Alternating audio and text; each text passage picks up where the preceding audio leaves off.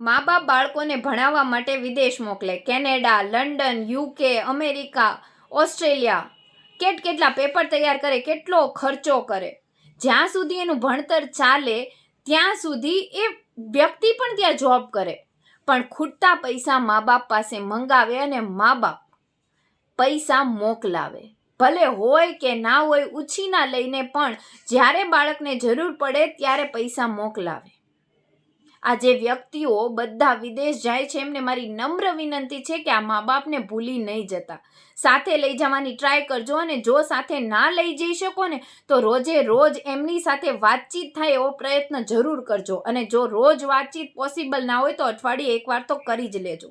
મા બાપ પાસે એકવાર આંટો મારી જજો, એમને મળવા આવી જજો.